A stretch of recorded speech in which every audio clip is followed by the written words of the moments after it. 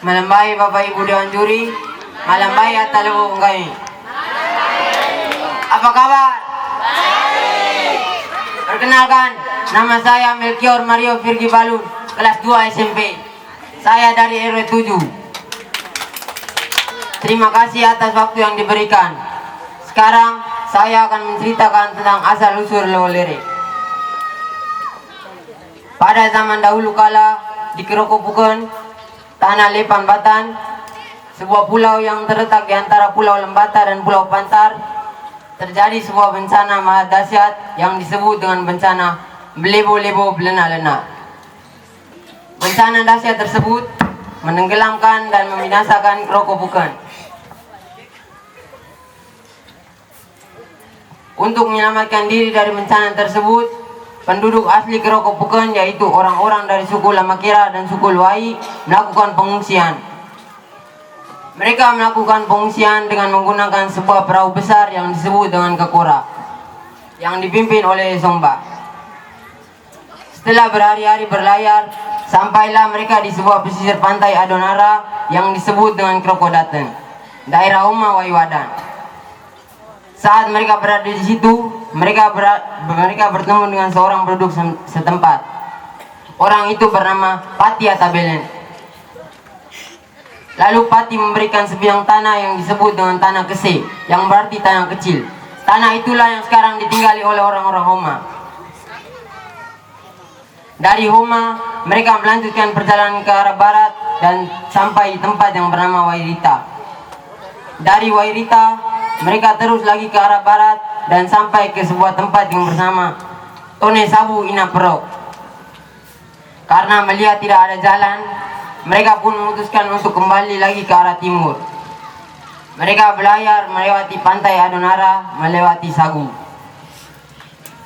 Dan mereka sampai di sebuah tempat yang bernama Tanjung Gemuk.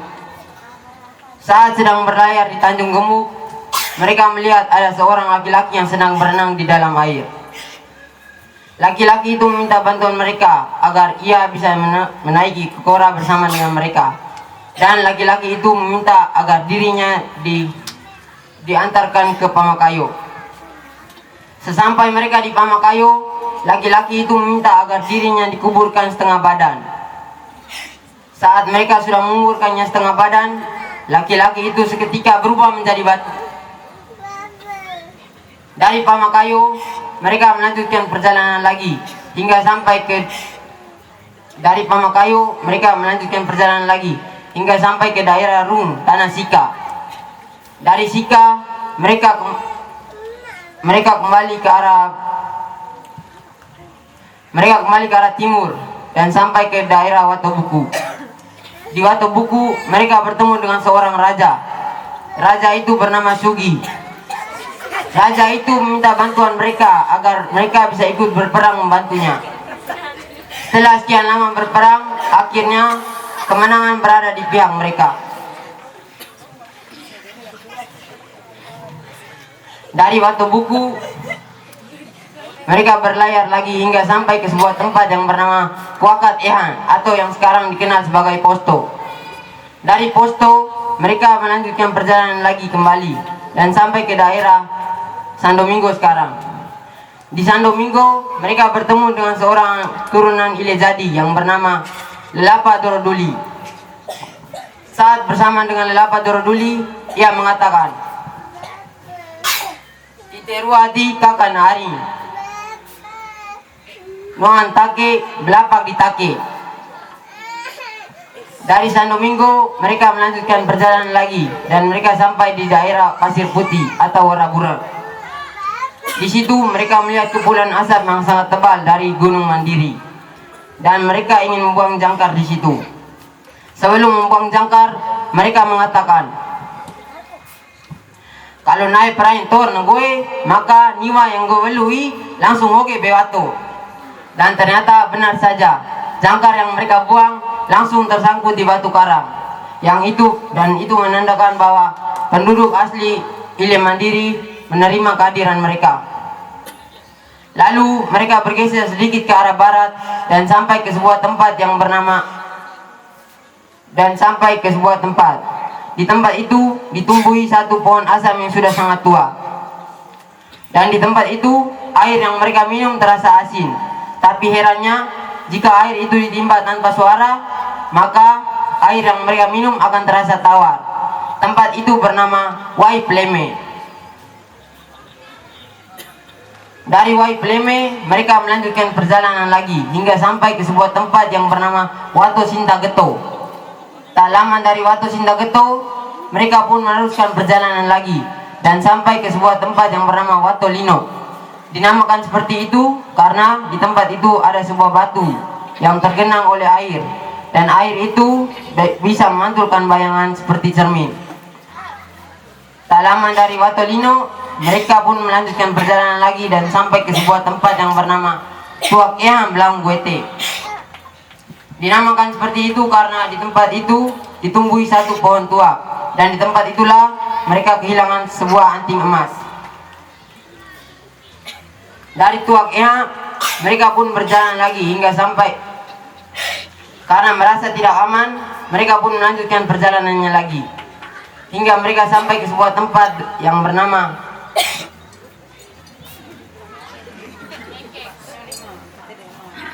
Wow Lamaduran Piga Lamaherin. Dinamakan seperti itu karena itu adalah sebuah tempat yang karena itu adalah sebuah lembah yang berbentuk seperti piring dan ditumbuhi pohon waru. Disitulah mereka bertemu dengan turunan dari Patigolo Arakian dan Watowele yang bernama Kudi dengan gelar Kudi Lilin Bala Au Kata Matan.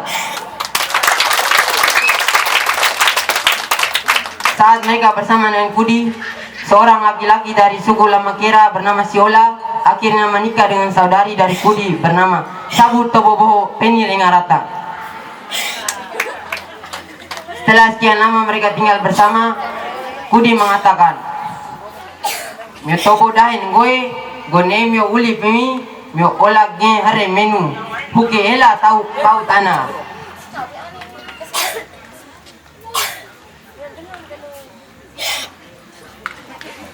Akhirnya mereka melanjutkan perjalanannya lagi hingga sampai ke sebuah tempat bernama Waiba Uku Kajo Timam Pole. Karena merasa tidak aman di tempat itu, akhirnya mereka melanjutkan perjalanan lagi dan mereka pun menemukan sebuah tempat yang cocok untuk membuat kampung. Akhirnya mereka pun memutuskan untuk membuat kampung di situ. Kampung itu bernama Kampung Ikutubo Wolo Matan Ikun Toren Tarawangi, yang sekarang dikenal dengan sebutan Looki. Saat mereka tinggal di Looki, banyak sekali peristiwa yang terjadi. Misalnya adalah peristiwa saat orang-orang dari Jawa Demak datang dan berperang melawan orang Lamakera Lewai. Pada saat itu ada seorang pahlawan perempuan yang bernama Sutasende Ole Lolon, bunga simpa atau Jawa, yang membakar semangat para laki-laki dengan mengatakan, "Kalau mio mai beli mio kalah, maka mio balik kawin aku." Setelah mereka berperang, akhirnya kemenangan berada di pihak Lamakera Lewai. Tak lama dari peperangan itu terjadi lagi peperangan melawan Paji, dan peperangan itu pun dimenangkan oleh orang-orang Lamakera Lewai. Saat sudah lama tinggal di situ, mereka pun memutuskan untuk pindah lagi. Saat melihat sebuah lembah yang sangat rendah di pesisir pantai, mereka pun memutuskan untuk ingin tinggal di sana. Pada saat mereka berada di bawah, mereka kebingungan bagaimana caranya agar mereka bisa menebang pohon-pohon besar. Pada saat itu diketahui bahwa ada sekumpulan orang dari suku Lama Ojan yang bisa memindahkan roh-roh jahat. Akhirnya dibuatlah seremonial adat dan dilakukanlah penebangan pohon. Mereka pun membuat kampung di bawah sana. Kampung itu bernama Kampung Lo Lere, Lerek Lama Lina, Tanah Lina Lama Mau, yang berarti sebuah kampung di dataran rendah yang dihuni oleh orang-orang yang damai. Pada saat mereka sedang tinggal di sana, datanglah datanglah orang-orang dari tanah Peguring. Mereka mengatakan mereka adalah orang-orang dari suku Kleden. Mereka mengatakan bahwa mereka sudah lama mencari orang-orang dari suku Lamakira karena mereka bersama-sama berasal dari Kerokopuken. Lalu datanglah orang-orang yang membawa alat untuk membuat periuk. Orang-orang itu menyebut diri mereka adalah orang-orang dari suku Lewarang atau orang-orang suku Werang. Setelah sekian lama mereka tinggal bersama, akhirnya datanglah orang-orang dari suku yang lain, seperti orang-orang dari suku Asan, suku Hajon, suku Niron, suku Betan, Lamahala, dan orang-orang dari suku yang lainnya. Mereka pun hidup bersama di kampung Lowolere. Akhirnya dibuatlah tatanan adat dan peraturan-peraturan. Mereka pun hidup aman dan damai di Lowolere. Sekian cerita dari saya. Terima kasih. Malam.